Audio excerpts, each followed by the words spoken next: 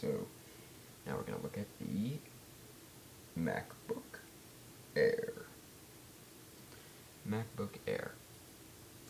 Now this has always been, I always felt, a very weak computer. Well, yes, very portable and useful, and light and everything. Light and small.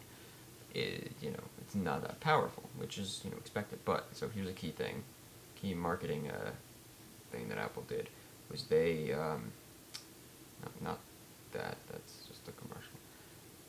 They made the lowest price at $900.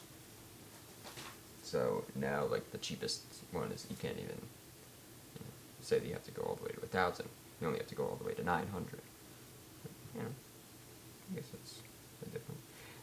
But yeah, so yeah, I mean, and it's pretty cool, especially for like the portability and the thing that this is, the uses that this is supposed to have. The 12-hour battery life is pretty important. And yeah, so all of these cool features. Blah blah blah. Performance.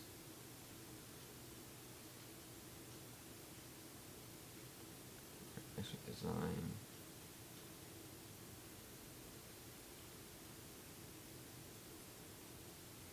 Okay. Tech specs. Okay. Wow. Look at that. All right. So, buy now. So, your cheapest option at $900, and this is actually, you look at it, it's a pretty good deal. No, I take that back. I was just saying that based off of the assumption that it would be a good deal. But it's, yeah, this is pretty terrible. Yeah, I wouldn't even, honestly, I don't think this is worth $900. I think this is like, you're paying $500 for the portability aspect, and then $400 for the actual computer. Because look, a dual-core i5 at 1.4 gigahertz. I compare these things to my old MacBook Pro from 2010, and and pretty much everything, even the lowest end stuff, is faster. Like the lowest end regular MacBook, not even Retina, is faster and has better specs than mine. This, mine's dual-core i5 at 2.4. This is at 1.4. And yeah, it's the newer versions of newer generations. The turbo boost. I don't know. Maybe that makes a difference, but yeah, mine it came with 4 gigs. I upgraded it to 8 gigs.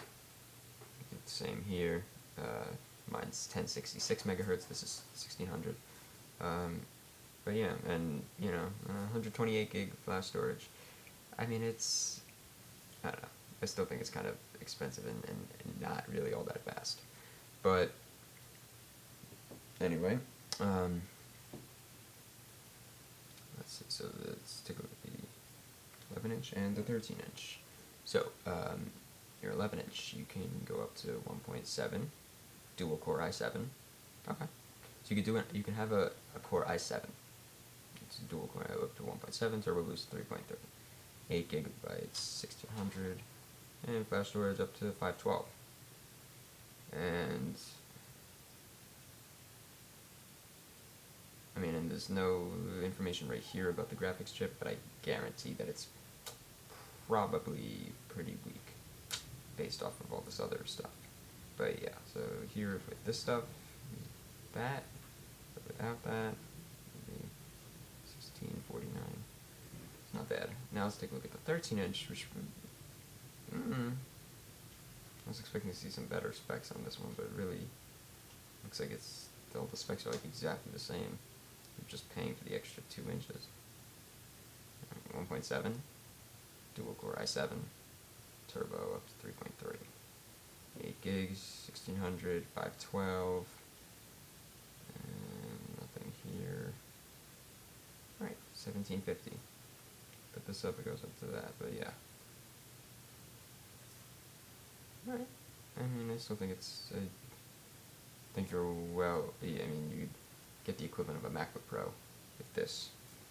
Honestly, I think that's your best bet. So, this is ultimately the best thing for a MacBook Air. It's alright. It's not my favorite computer.